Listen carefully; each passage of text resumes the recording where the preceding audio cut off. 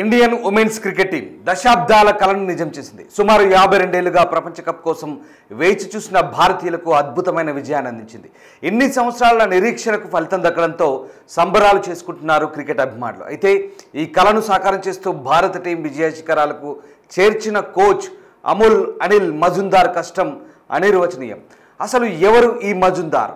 ఎలా Indian women's cricket టీంకు కోచ్గా ఎంపికయ్యారు? కోచ్గా బాధ్యతలు చేపట్టే కంటే ముందు ఏం చేసేవారు? ఇలాంటి ఆసక్తికరమైన విషయాలను ఈ స్టోరీలో తెలుసుకుందాం.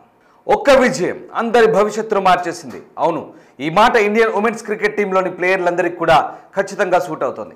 సోషల్ మీడియాలో ఫాలోవర్లు మొదలు ఏదైనా ప్రోడక్ట్కు ప్రచారకర్తలుగా వ్యవహరించే పారితోషికాల వరకు కూడా అన్ని లెక్కలు తారుమారయ్యాయి.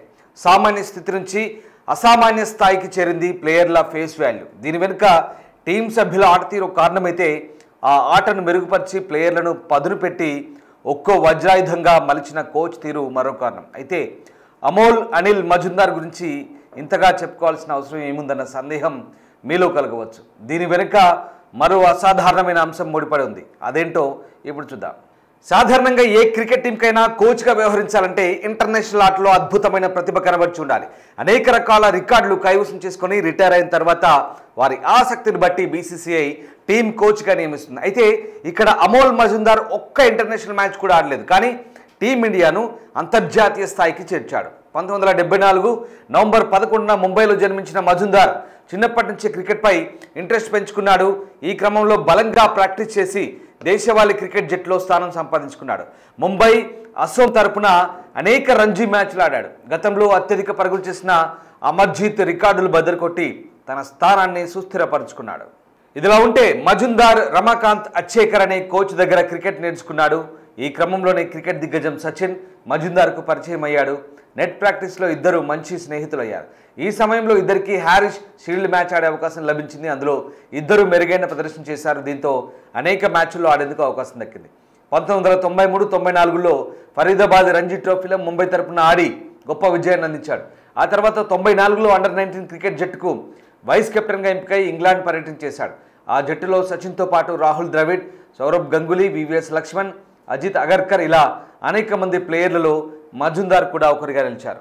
ఇలా ఫస్ట్ క్లాస్ క్రికెట్లో అద్భుతమైన ప్రదర్శన కనబరిచినప్పటికీ అంతర్జాతీయ క్రికెట్లో ఆడే అవకాశం మజుందార్కు వరించలేదు. తన తోటి ఆటగాళ్లైన సచిన్, ద్రవిడ్, గంగూలీ, లక్ష్మణ్ లాంటి వారు అంతర్జాతీయ క్రికెట్లో అప్పటికే అడుగుపెట్టి మంచిగా రాణిస్తుండడంతో మజుందార్ ఎంపిక కొంత కష్టమైంది. దీనికి కారణం జట్టులో స్పేస్ లేకపోవడమే అంటారు అప్పటి సెలెక్టర్లు. ఇలా కొంతకాలం ఖాళీగా ఉన్న మజుందార్ ఇక చేసేదేం లేక 2002లో క్రికెట్ను విడిచిపెట్టి వేరే రంగాన్ని ఎంచుకోవాలని భావించాడు. చాలామంది అతను ప్రోత్సహించడంతో ప్రాక్టీస్ మాత్రం వదలలేదు. ఈ క్రమంలోనే 2006-07లో జరిగిన రంజీ ట్రోఫీలో ముంబై జట్టు కెప్టెన్గా ఎంపికై గొప్ప విజయాన్ని అందించాడు. ఆ తర్వాత 2009లో జరిగిన ముస్తాక్ అలీ T20 ట్రోఫీలో ఇతనికి అవకాశం దక్కకపోవడంతో కాసంత నిరాశకు గురయ్యాడు. ఇక 2012లో ఆంధ్రప్రదేశ్ నుంచి రంజీ ట్రోఫీకి ఎంపికైన జట్టుకు ఆటలో మెలకువలు నేర్పుతూ కొంతకాలం ఉన్నారు. ఆ తర్వాత 2013లో నెదర్లాండ్స్ క్రికెట్ జట్టుకు బ్యాటింగ్ కన్సల్టెంట్గా నియమించబడ్డాడు. అలా కొంతకాలం ప్రయాణించగా అండర్-19, అండర్-23 ఇండియన్ క్రికెట్ టీంకు బ్యాటింగ్ కోచ్గా కూడా సేవలు అందించారు. మజుందార్ సేవలను గుర్తించి 2018లో ఐపీఎల్ సీజన్కు ఇతన్ని రాజస్థాన్ రాయల్స్ జట్టుకు బ్యాటింగ్ కోచ్గా నియమించుకున్నారు.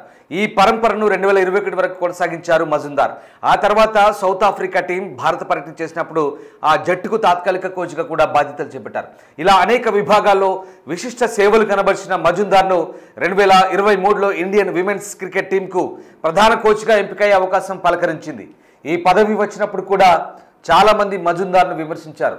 అంతర్జాతీయ స్థాయిలో క్రికెట్ ఆడిన అనుభవం ఇతనికి లేదని, జట్టును ఎలా నడిపిస్తారో, ఎలా ముందుకు తీసుకెళ్తారో అని చాలామంది అనుమానించారు. అయితే విమర్శకుల మాటలు పట్టించుకోకుండా యువ క్రీడాకారులను ప్రోత్సహించి వారిలోని ప్రతిభను గుర్తించారు మజుందార్. ఆటలో మెలకువలు నేర్పి ఒక్కొక్కరిని వజ్రంలా సానబెట్టారు. అంతేకాకుండా టీంలోని ప్లేయర్లకు పూర్తిగా స్వేచ్ఛనిచ్చేవారు. ఆటలో ధైర్యం కోల్పోతున్న సమయంలో ప్రతి క్రీడాకారునికి ధైర్యం చెప్పేవారు. ఎలా ఆడాలో సూచనలు ఇచ్చేవారు. దీంతో 200 పరుగుల లక్ష్యాన్ని ఛేదించేందుకు తడబడ్డ నాటి మహిళా క్రికెట్ టీం నేడు 300 నుంచి 400 పరుగులు సునాయాసంగా చేసే స్థాయికి ఎదిగింది. ఇదంతా కోచ్ చనివే అంటారు ప్లేయర్లు. టీంను ప్రోత్సహించిన తీరు, ఆటగాళ్ల ప్రతిభను గుర్తించడం, ప్రత్యర్థులను ఎలా ఎదుర్కోవాలన్న దానిపై ధైర్యాన్ని ఇవ్వడం, అన్నిటికన్నా స్వేచ్ఛనివ్వడంతో హర్మన్ ప్రీత్ కౌర్ సైన్యం గ్రౌండ్లో రెచ్చిపోయి ఆట తీరును ప్రదర్శించింది. చిరుతల్లా బరిలోకి దిగి ప్రత్యర్థులకి ముచ్చెమటలు పట్టేలా చేసింది. దీంతో భారత్ ఖాతాలో ప్రపంచ కప్ వచ్చి చేరింది. ఇది విమెన్స్ వరల్డ్ కప్ 2025లో భారత్ గెలుపునకు దోహదపడిన team coach Majumdar success story.